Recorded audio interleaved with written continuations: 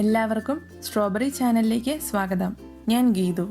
ഇന്ന് ഞാൻ വന്നിരിക്കുന്നത് പഞ്ഞ് പോലെ സോഫ്റ്റും നല്ല ടേസ്റ്റിയുമായ ബ്രെഡിൻ്റെ റെസിപ്പിയുമായാണ്. ഓവനൊന്നും ഉപയോഗിക്കാതെയാണ് ഇത് തയ്യാറാക്കുന്നത്. ആർക്ക് വേണമെങ്കിലും വളരെ ഈസിയായി ഇത് തയ്യാറാക്കാം. ബ്രെഡ് ലോഫ് പാൻ ഒന്നും നമുക്ക് വേണ്ട. നമ്മുടെ വീട്ടിൽ അവൈലബിൾ ആയിട്ടുള്ള ഏതെങ്കിലും ഒരു പാനോ കടായിയോ കുക്കറോ അങ്ങനെ എന്തെങ്കിലും മതി. ഞാനിവിടെ ഒരു സോസ് പാനിലാണ് തയ്യാറാക്കി കാണിക്കുന്നത്. ഞങ്ങൾ നേരത്തെ അപ്ലോഡ് ചെയ്തിട്ടുള്ള ഇഡ്ലിത്തട്ടിൽ ഉണ്ടാക്കുന്ന ബൺ, ബ്രെഡ്, ഈസി കേക്ക് റെസിപ്പികൾ ഇവയൊക്കെ ചാനൽ പ്ലേലിസ്റ്റിൽ കാണാവുന്നതാണ്. റെസിപ്പിയിലേക്ക് കടക്കുന്നതിന് മുന്നേ നിങ്ങൾ ഈ ചാനൽ ആദ്യമായാണ് കാണുന്നതെങ്കിൽ സബ്സ്ക്രൈബ് ചെയ്യാൻ മറക്കരുത്. അതുപോലെ തന്നെ നിങ്ങൾക്ക് ഈ വീഡിയോ ഇഷ്ടമായാൽ നിങ്ങളുടെ ഫ്രണ്ട്സും ഫാമിലിയുമായി ഷെയർ ചെയ്യാനും മടിക്കരുത്. നമ്മൾ കടയിൽ നിന്നും വാങ്ങുന്ന നല്ല സോഫ്റ്റ് മിൽക്ക് ബ്രെഡിൻ്റെ ടേസ്റ്റാണ് ഇതിന്. ഒത്തിരി കഷ്ടപ്പാടൊന്നുമില്ലാതെ വളരെ എളുപ്പത്തിൽ ഇത് തയ്യാറാക്കിയെടുക്കാം. ഈ സ്വീറ്റ് മിൽക്ക് ബ്രെഡ് തയ്യാറാക്കാനായി ഒരു വലിയ ബൗൾ എടുത്തിട്ടുണ്ട്. ഇതിലേക്ക് 1/4 കപ്പ് ചെറിയ ചൂടുള്ള പാലെടുക്കുന്നു. പാലിന് പകരം ചെറു ചൂടുവെള്ളം ഉപയോഗിച്ചാലും മതി.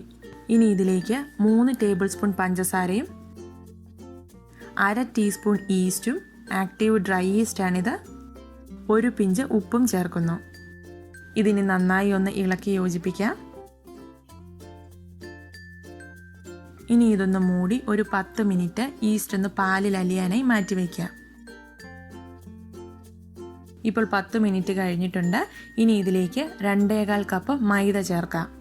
ഉപ്പ് കൂടുതൽ ചേർക്കണമെങ്കിൽ ഈ സമയത്ത് മൈദപ്പൊടിയുടെ കൂടത്തിൽ മിക്സ് ചെയ്ത് ചേർക്കാവുന്നതാണ്.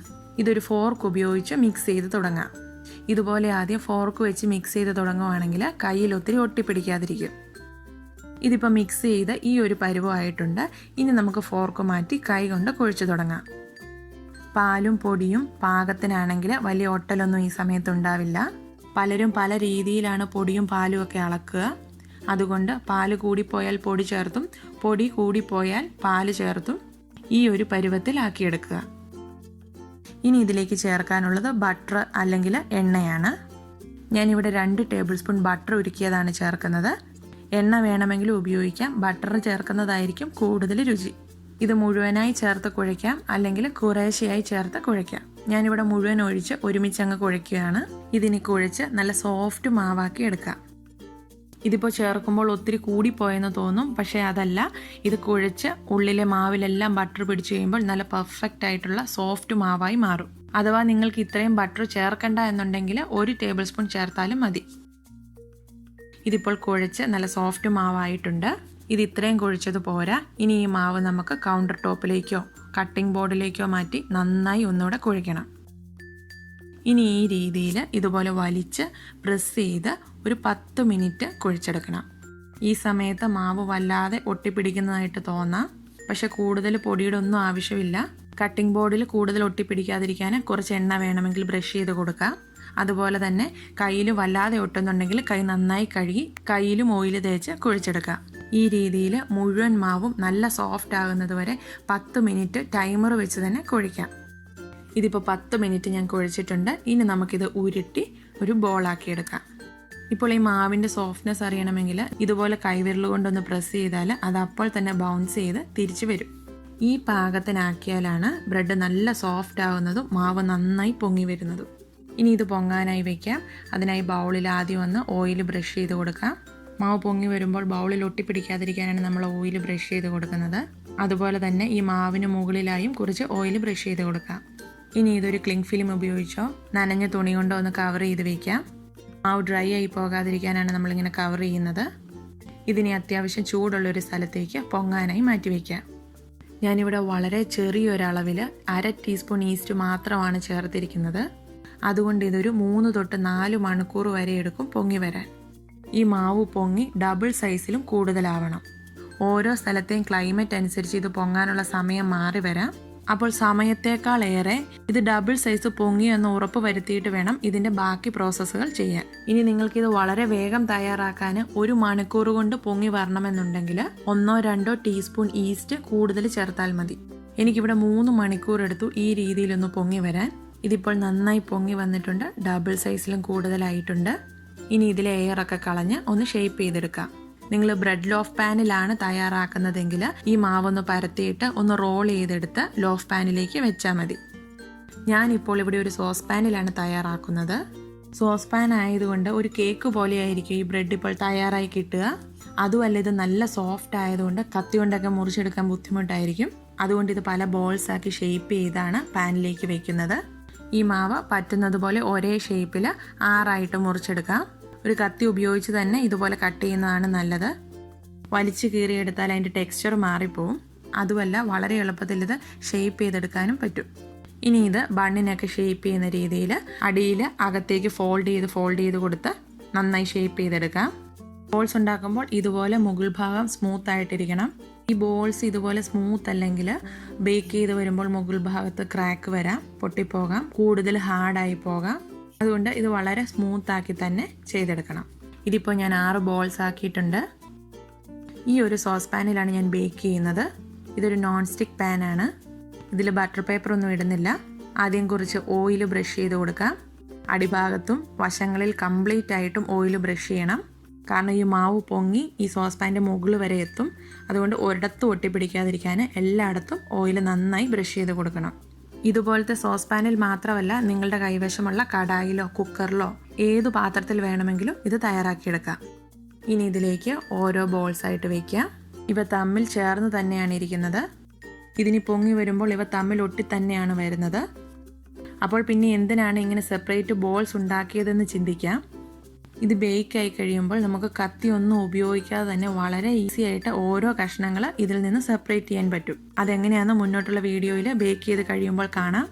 ഇനി ഇതിന് മുകളിലായി കുറച്ച് ഓയിലോ ബട്ടറോ ഒന്ന് ബ്രഷ് ചെയ്ത് കൊടുക്കാം. ഈ സോസ് പാനിന് 8 ഇഞ്ച് ഡയമീറ്ററും 5 ഇഞ്ച് ഹൈറ്റും ആണുള്ളത്. ഇത് ബേക്ക് ചെയ്യുമ്പോൾ ഈ സോസ് പാൻ്റെ മുകൾ വരെ നിറയെ പൊങ്ങി വരും. അതുകൊണ്ട് ഈ അളവിലാണ് ഉണ്ടാക്കുന്നതെങ്കിൽ മിനിമം ഈ സൈസുള്ള ഒരു പാത്രമെങ്കിലും എടുക്കണം. അതിനുശേഷം മൂടി 1 മണിക്കൂർ ഇത് പൊങ്ങാനായി മാറ്റിവെക്കാം. ക്ലിങ് ഫിലിമോ നനഞ്ഞ തുണിയോ അതും അല്ലെങ്കിൽ ഇതുപോലെ സോസ് പാൻ്റെ അടപ്പ് വെച്ച് മൂടിയാലും മതി. ഇതിപ്പോൾ 1 മണിക്കൂർ കഴിഞ്ഞിട്ടുണ്ട്. ഡബിൾ സൈസിൽ പൊങ്ങിയിട്ടുണ്ട്. ഇനി ഇതിൽ ഒന്നോടൊന്ന് ഓയിലോ ബട്ടറോ ബ്രഷ് ചെയ്ത് കൊടുക്കാം. എന്നിട്ട് ബേക്ക് ചെയ്യാനായി വയ്ക്കാം. ഇനി സോസ് പാൻ്റെ ലിഡ് വയ്ക്കാം. ഈ ലിഡ് വളരെ ലൂസാണ്. ശരിക്കും നല്ല ടൈറ്റ് ആയിട്ടുള്ള ലിഡും അതുപോലെ തന്നെ നല്ല വെയിറ്റ് ഉള്ള ലിഡും വെച്ച് വേണം നമ്മൾ ബേക്ക് ചെയ്യാൻ. പക്ഷേ ഈ ലിഡ് സ്വല്പം ലൂസ് ആയതുകൊണ്ട് സൈഡിൽ കൂടെ ഞാനൊന്ന് ഫോയിൽ പേപ്പർ വെച്ച് ലിഡൊന്ന് ടൈറ്റ് ആക്കുന്നത് മാത്രമേ ഉള്ളൂ.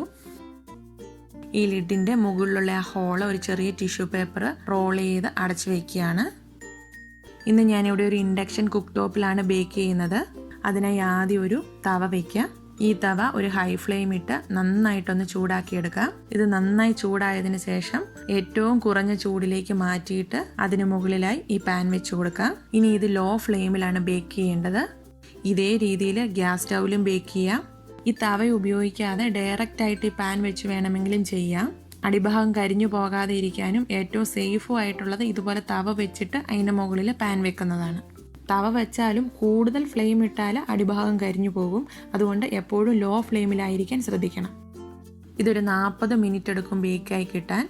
സോസ് പാൻ്റെ ലിഡിലെല്ലാം ആവിവെള്ളം തട്ടി സൈഡിൽ കൂടി ഒഴുകുന്നുണ്ട്. അപ്പോൾ ഈ രീതിയിൽ ബ്രെഡിന് മുകളിൽ ആവിവെള്ളം വീഴാതിരിക്കാൻ ഒരു അലുമിനിയം ഫോയിൽ പേപ്പർ കൊണ്ട് സോസ് പാൻ കവർ ചെയ്തിട്ട് അതിന് മുകളിലായി ലിഡ് വെച്ചാൽ മതി. ഇതിപ്പോൾ ഇങ്ങനെ വെള്ളം വീണ് കിടക്കുന്നത് കൊണ്ട് 40 മിനിറ്റ് കഴിഞ്ഞ് നമ്മൾ നോക്കിയാലും ചിലപ്പോൾ ഇത് ബേക്കായെന്ന് നമുക്ക് കണ്ടാൽ തോന്നില്ല. അതുകൊണ്ട് ഒരു സ്പൂണോ കത്തിയോ യൂസ് ചെയ്ത് സൈഡ് ഭാഗം ഒന്ന് നോക്കുവാണെങ്കിൽ നല്ല ബ്രൗൺ ആയി കിട്ടിയോന്നറിയാം. ബ്രൗൺ ആയിന്ന് കണ്ടാൽ ബേക്കായി എന്ന് മനസ്സിലാക്കാം. എല്ലാവർക്കും 40 മിനിറ്റ് തന്നെ ബേക്കാവാൻ എടുക്കണമെന്ന് നിർബന്ധമില്ല. കാരണം പലരുടെയും ഗ്യാസ് സ്റ്റൗവിൻ്റെ ബർണറിൻ്റെ സൈസ് ഡിഫറെൻ്റ് ആണ്.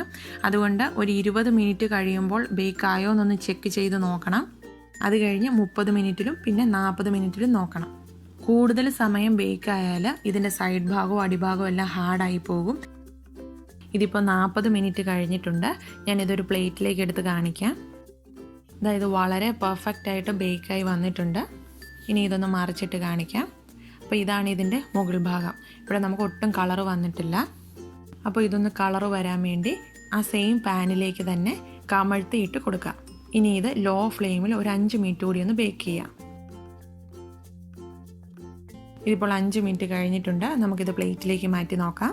ഇതിപ്പോൾ നല്ല കളറ് വന്നിട്ടുണ്ട്.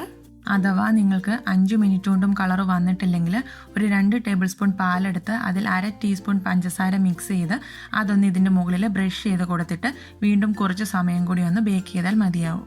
ഇത് ചെയ്യുമ്പോൾ തവയുടെ മുകളിൽ വെക്കണമെന്നില്ല, ഡയറക്റ്റ് ഫ്ലെയിമിലോട്ട് വെച്ചാലും കുഴപ്പമില്ല.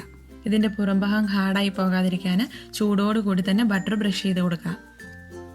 അങ്ങനെ നമ്മുടെ മിൽക്ക് ബ്രെഡ് ഇവിടെ റെഡി ആയിട്ടുണ്ട്. നമ്മൾ കടയിൽ നിന്നൊക്കെ വാങ്ങുന്ന നല്ല പഞ്ഞി പോലത്തെ ബ്രെഡില്ലേ, അതുപോലെയാണ് ഇതിരിക്കുന്നത്. അതേ ടേസ്റ്റുമാണ്. നേരത്തെ നമ്മൾ ബോൾസ് ആക്കി വെച്ചതിൻ്റെ പ്രയോജനം ഇപ്പോഴാണ്. ഇത് വളരെ ഈസി ആയിട്ട് നമുക്ക് സെപ്പറേറ്റ് ചെയ്തെടുക്കാൻ സാധിക്കുന്നുണ്ട്. അപ്പോൾ കത്തിയൊന്നും ഉപയോഗിക്കാതെ വളരെ ഈസി ആയിട്ട് നമുക്ക് ഇങ്ങനെ സെപ്പറേറ്റ് ചെയ്തെടുത്ത് ഇത് കഴിക്കാം. അപ്പോൾ ഇനി മിൽക്ക് ബ്രെഡ് വാങ്ങാൻ കടയിലൊന്നും പോകണ്ട. ഒരു 10 മിനിറ്റ് കുഴയ്ക്കാൻ മെനക്കെട്ടാൽ ഇതുപോലത്തെ നല്ല സോഫ്റ്റ് മിൽക്ക് ബ്രെഡ് വീട്ടിലുണ്ടാക്കാം. അപ്പോൾ എല്ലാവരും ഇതുപോലെ ഒരിക്കലും ഒന്ന് ഉണ്ടാക്കി നോക്കണം. നിങ്ങൾക്ക് തീർച്ചയായും ഇഷ്ടപ്പെടും. നിങ്ങളുടെ അഭിപ്രായങ്ങളും നിർദ്ദേശങ്ങളും ഒക്കെ ഞങ്ങളെ കമൻറ്റ് ബോക്സിലൂടെ അറിയിക്കുകയും ചെയ്യണം. Thank you for watching. പുതിയൊരു വീഡിയോയുമായി ഉടൻ കാണാം. Bye, take care.